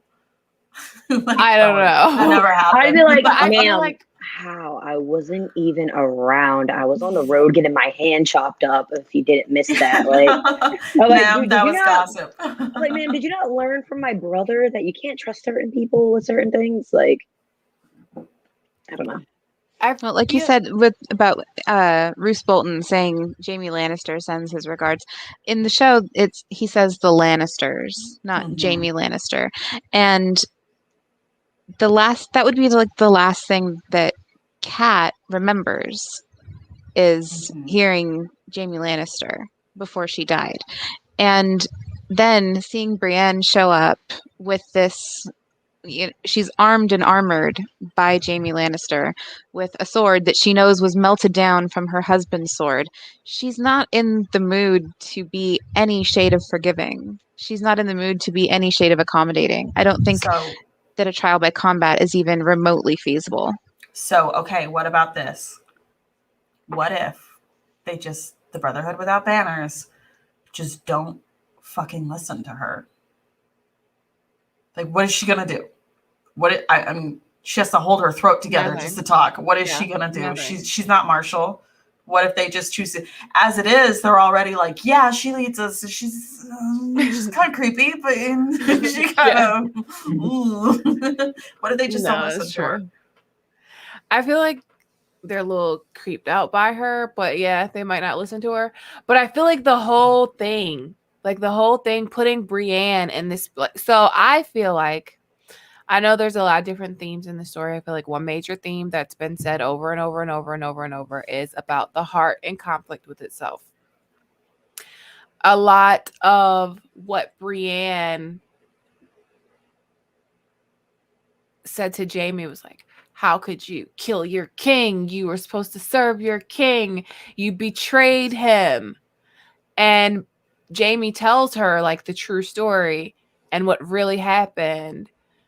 And she knows like the impossible choice that he had to make.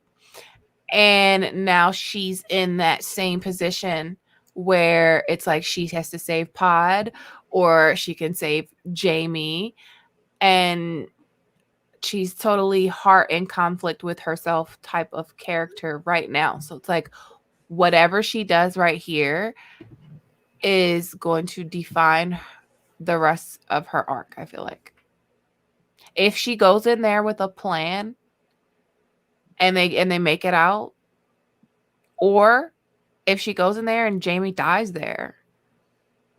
Because I do feel it's possible he could die there just because of the weirwood. Like, I more so think he's definitely going to fight the White Walkers. Like, that's what I lean to. But I can't ignore that Weirwood dream is in a cave with Brienne and he's fighting Ghost. And in that dream, he dies.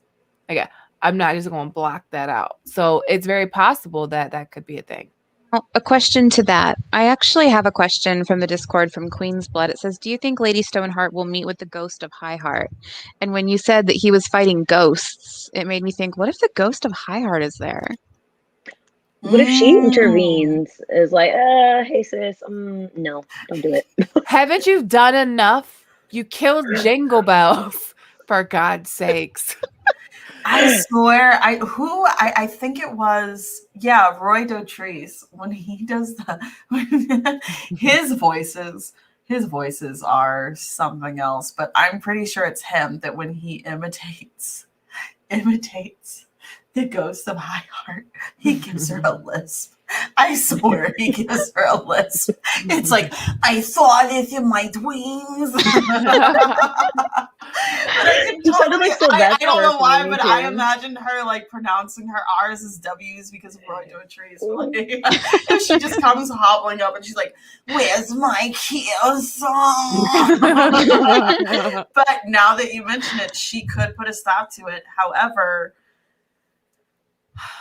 she's scared. She's gonna be scared of Lady Stoneheart. She knows what Catlyn's she doesn't like back. violence. She doesn't like, because Arya freaked her the fuck out, and Arya hadn't even really gotten ramped up yet. So I mean, she probably sees Cat and was like, no wonder why your daughter's fried. Okay. She knew Catlyn was gonna be Lady Stoneheart before Catlyn even died. Yep, she had dreamt of a dead fish, and when her eyes opened, I awoke with a shudder. Some crap like that, but yeah, I'm sure someone will correct me word for word in the chat. And I'm definitely not trying to throw stones because I do that shit too if I can remember it. But No. Says the ghost of Highheart is a schemer against the houses of Westeros. She ranted about the first men burning the trees and them not being yet dead. She's spiteful.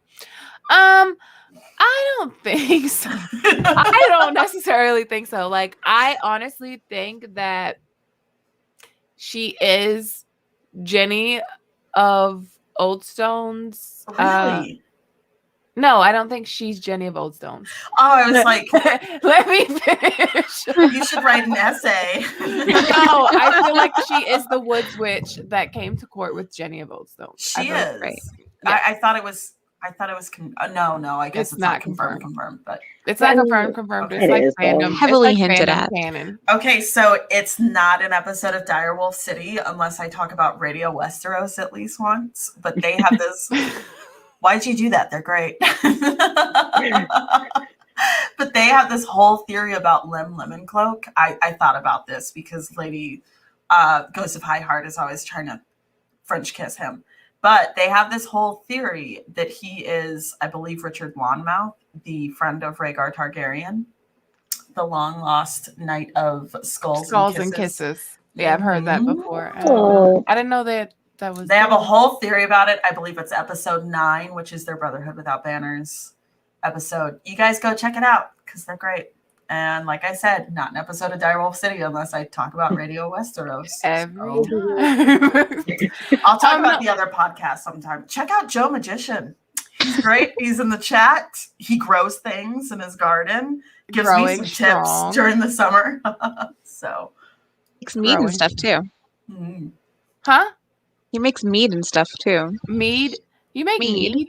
You make I mead? thought you said Maggie? weed. I was not. I thought so too. I was like, he's growing weed. What? What? give me some. Thank you for Go a little the weed. super chat, Marigold and Muse. My favorite, A Song of Ice and Fire Ladies. You guys are killing it tonight. This is such a fun stream. Go on with yourselves. Thank you, Yay. Marigold. Thank you. Oh, also happy Mother's Day weekend to everyone that's mothers or aunties, or if you have a dog, because I'm not a mother of a child, but I'm definitely Yuki's mom. And no one can tell me any different. Yeah, sorry. I'm so fucking weird. So if Jamie meets Richard Lonmouth again, what happens? This is a question from Melinda Murphy.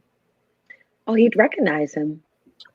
He'll do like that Leonardo DiCaprio thing. Oh, I have my thing too. He's like, hold on. Yes. That is true. I never thought about that. That is very true. But so I wonder though. There have to be more and more other than John. Oh, you know what? What if Lemon Cloak and John Con run into one another? I think that's destined to happen. Yeah, because they were both friends Yeah. with. Well, John Con wished he was friends. He wanted John to Con- be more than friends, baby. He wanted John to give Con- him the D. John Con wanted it to be an Achilles Patroclus sort of situation for sure, but Capital D. I'd like John Con if it weren't for the whole idolizing Tywin's method of things, you know. So Joe Magician asked in the chat, real question, what happens with the 400 wolf pack led by Nymeria, Chekhov's wolf pack, as it were? They eat Lady Stoneheart. The end. They fight Viserion, didn't you know? They fight. Oh, God. No, I'm just kidding. God damn it. Apparently, the wolf pack was supposed to fight Viserion in the Long Night episode I'm so glad they didn't do that shit. on season 8. But I actually do think that they will be going back to Winterfell. I think they will be fighting in the war for the Dawn. I think so too. Yeah, but it think, won't be like... do you think they will just be acting independently, or do you think they'll be coming up with some? Arya. So here's the thing: is our story doesn't always rhyme, but it definitely smacks of things that have already happened. And Nymeria leading a pack to safety or from danger, 1,000 ships, or 400 wolves, and I think that definitely smacks of the other Nymeria that we've seen. And speaking of Arya, and I'm so sorry, sweetie. No, please go ahead, hon. Oh, I was gonna say, speaking of Arya and warging into the wolf, she's got to realize by now that she's warging, because she's pretty conscious of the fact in her, I believe it's her Winds chapter when she not Winds, A Dance with Dragons, when she finally gets her eyesight back.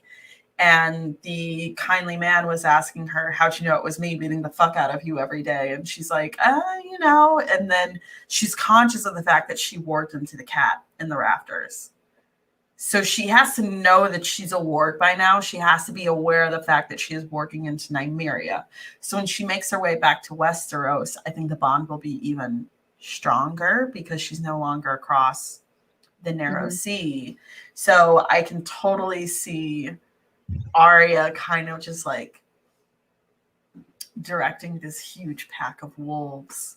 Actually, as I think about it, I was thinking maybe they don't go north. I personally think that they're going to end up fighting all the way down towards like the Riverlands anyways. Like I think the White Walkers are going to get really far down. Daenerys sees it on the Trident. Yeah.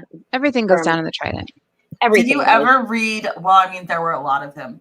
Someone released, and I remember back in the day, Chloe tweeted about it. Chloe from Girls Gone Canon. Shout out to that podcast. Love that. It is. They have my heart. Two beautiful, eloquent podcast wives, Lyanna and Chloe. They do a chapter by chapter analysis.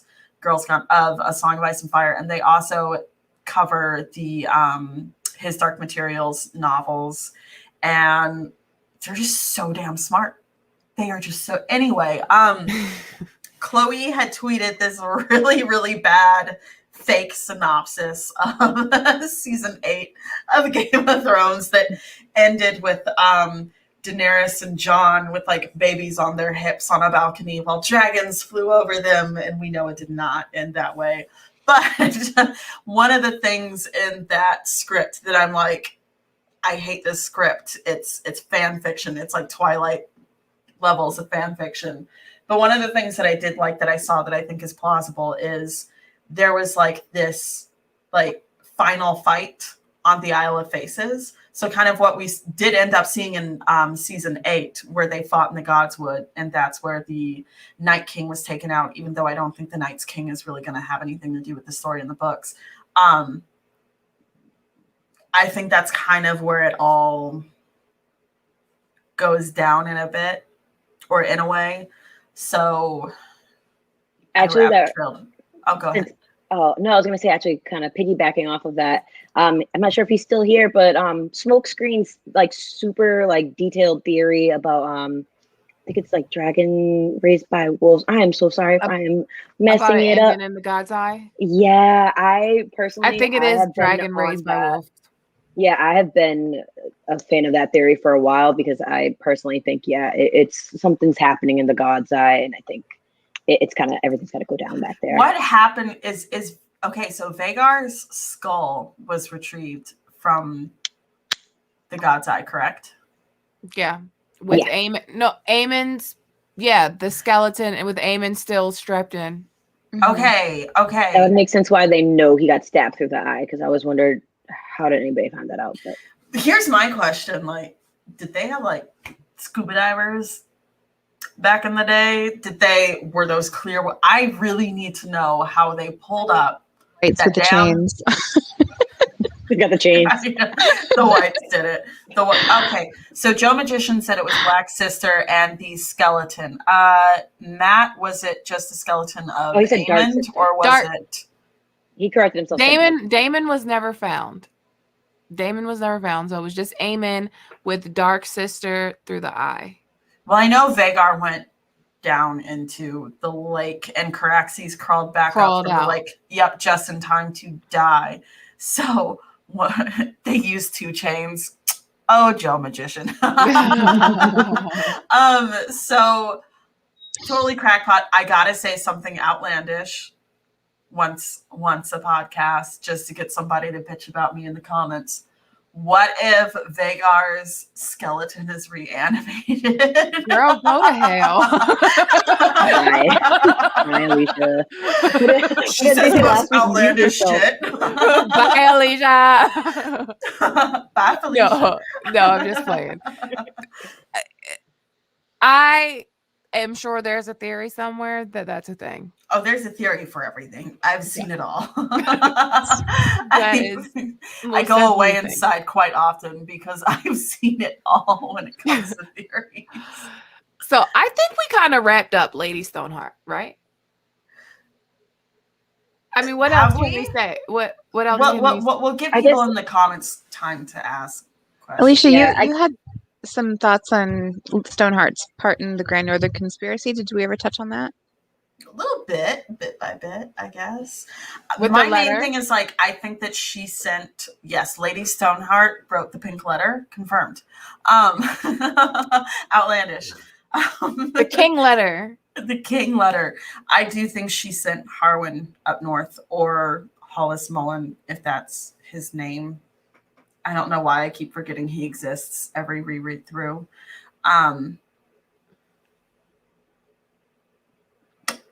Yeah, I think we've covered a lot of it. Yeah, so, we covered most of Lady Stoneheart. I know we're almost at 2 hours, and I want to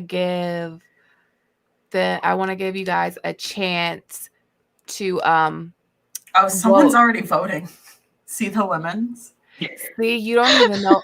You guys are voting for Sansa already. You don't even know what I'm gonna It's one say. person so far. It's one person. Don't say you guys. Just because Mr. it's Man, one person. Mr. Man, wait a minute, because you might want to take that vote back. You might want to take it back. I'm sorry. Oh, before we get to it, we have a super chat. Please play British, please, Mr. K. Huh? I don't understand the question, and I won't answer to it. Thank you, Mr. Marmello, for the super chat, but I don't know what the question is. Yeah, I was like, did you want us to put like fake British accents on?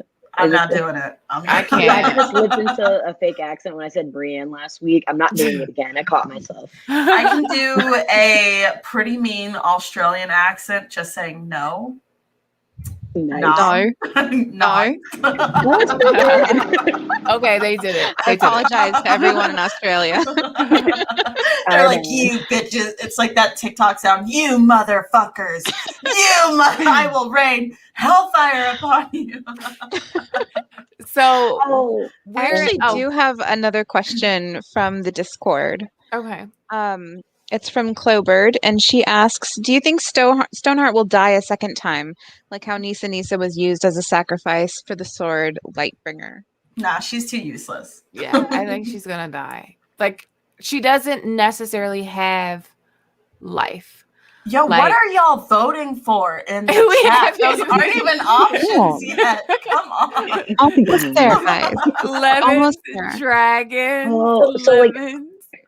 I was gonna say, so Nim, to your question, are they like kind of asking like, is she gonna have like a sacrificial type of death, like where she sacrifices her life for somebody else's, or like, do we think she's gonna die? Because yeah, it sounds like. Do we think that there will be a sacrificial edge to her death? a part of me wants it to, but I'm so mad I'm using this as a reference. But the way Beric Dondarrion went out like a sucker in the show.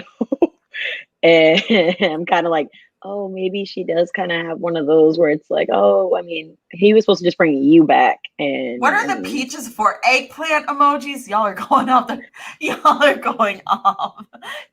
Eggplant, dick emojis. I think the eggplant is guys. probably odd. I'm imagining, maybe. I don't know. You want us to talk about Renly? Is that what the peach is for? No, I see eggplant emojis, and I think we should dedicate a whole podcast just to talking about fictional dick. I don't know. I was like, I'm gonna give you guys options, but I did want to say that like I did want to answer Nim's question, or that Discord question. I feel like she doesn't necessarily have life per se. Like she's not really alive. She's just animated. So like I feel like her dying again isn't a sacrifice of any kind.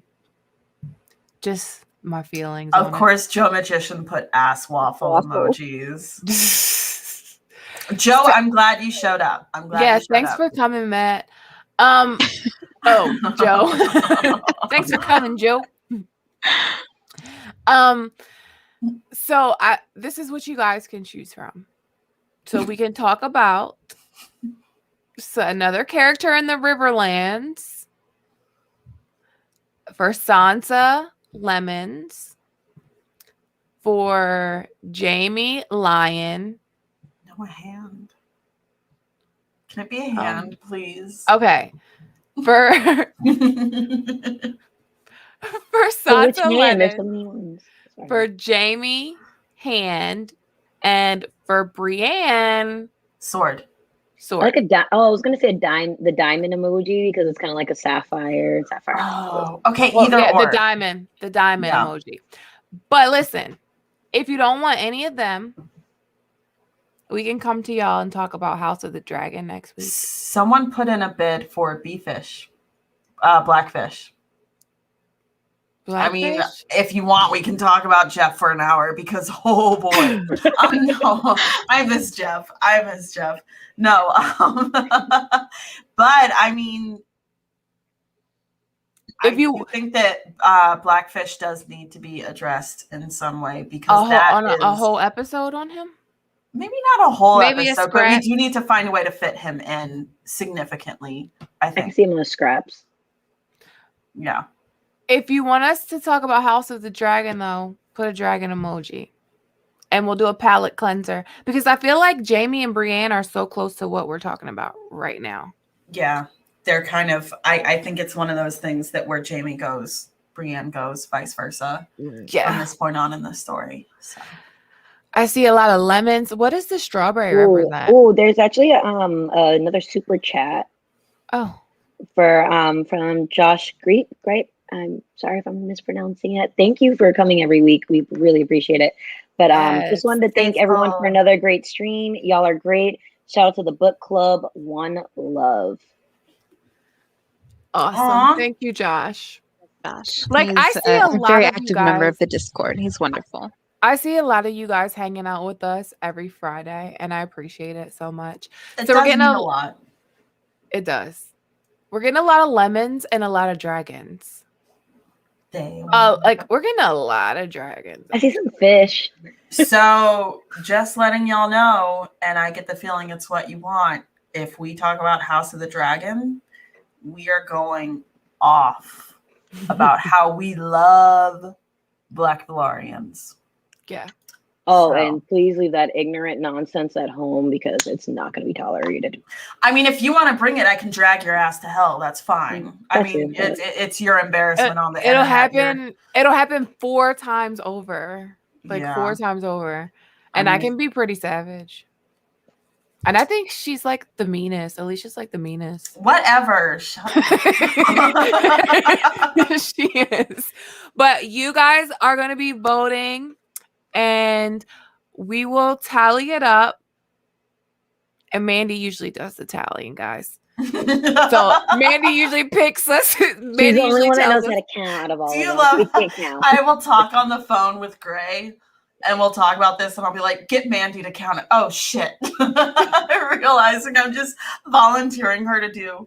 Okay. No, All right. Mandy be on it. Mandy's like, looks like we're covering this. Looks like we're covering this. She already knows. I already can tell you it's either Sansa or House of the Dragon. Well, Mandy's just very executive. She's very organized. Yes. But yes, so we had a lot of you guys watching. I want to say happy Mother's Day. I want to go around so you guys can tell everybody what you're up to because I know, start with Ara. I know you have been uploading content on your channel. Yes, I have been. So you guys can check me out at I Eat Zebra on all platforms, YouTube now too. Hey guys, I have a few. I've been covering the Bad Batch series. I should be having episode 2 review out hopefully no later than Monday. It is Mother's Day weekend. I'm out of town. As you can tell, this is my usual setup. So I will be getting that to you guys really soon. I appreciate all the support so far. You guys are so awesome. And yeah, go check me out. Yeah, check her channel out. She convinced me to watch Snowfall and I'm addicted. Alicia, anything you want to tell us? Tell the people. She's doing this. No, there was a burp caught in my throat, and I was like, okay. Hi guys. I never know how to do this. My name is Alicia. You can see Totes Not Alice at the bottom of the screen. That is my Twitter handle. And I think it is a good time to unveil what we are working on, since we will be recording our first episode this coming Wednesday. The four of us are working on a podcast separate from A Song of Ice and Fire. We will be covering unsolved, unexplained, and other preposterous stories that we will be narrating to each other. And it's something to kind of check out. But, yeah. So if you like true crime, unexplained. If you like us, if you like Of course you do. comedy, you'll probably like it. And we'll let you know more about it the closer it gets to it. Mandy. Yes. Hi, I'm Nim, and I do all of the scheduling for the Obsidian Nights podcast. I run the Gray Area Discord server, and I am on this podcast every Friday and soon to be on our new podcast every week. And if you need to get into the Discord server or you want scheduled for the Obsidian Nights podcast, just hit me up on Instagram or Twitter at Nim's Shadow. I just saw Joe Magician ask. I did So see it's like, that. are you afraid of the dark? Yeah, we're gonna yes, throw sand on the fire at the end of every episode. Don't ask why. That is the only thing I really remember from that show, because I never knew how to put out fire as a kid, and I was like, "Oh, sand! I didn't know that. Okay, cool." You know, I never watched Are You Afraid of the Dark because I was a very frightened child. But I did watch the intro to Goosebumps. I didn't actually watch Goosebumps. I just watched the intro because it's dope. I loved Goosebumps, and I loved Ghost Rider. Do you remember Ghost Rider? Yes, but I didn't watch it. I was gonna say Tales of the Crypt was my jam, even though the Crypt Keeper is scary. So it's not going to be full on horror stories, but it'll be a little something for everyone. It won't be too creepy, at least I don't think so. But it'll be very lighthearted as well. You'll find out. You'll find out. Yeah, So. I think you'll like it. I think you guys are gonna like it. Before we go, we have another super chat from Brandon Winslow. Brandon Winslow, always making Friday nights better. Thanks, ladies. Thank you, I have Brandon. great love for Brandon Winslow. I know, I love him too. Yeah, he's stalwart, that one. But so we will be tallying your votes, and we will see what we're going to be covering next week. It looks like it's between Sansa and House of the Dragon. So if you are rewatching this like the next day, if you want to vote for Sansa, use the lemons. If you want to vote for a House of the Dragon stream, use the dragons. And I want to thank everybody again for coming. How about Jamie and Brienne? They're not even in the race. They're not in the race. They already lost. You guys suck. Okay, sorry. Oh, and we're gonna talk about Jamie though. It's gonna happen. Yeah, we are. The winners from the trivia last week, their prizes were already sent out to them. So I'm going to be doing that again.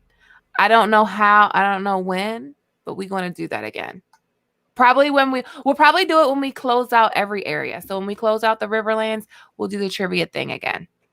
But you guys have a good Mother's Day and love you so much. Good night. Good night. Bye. Bye.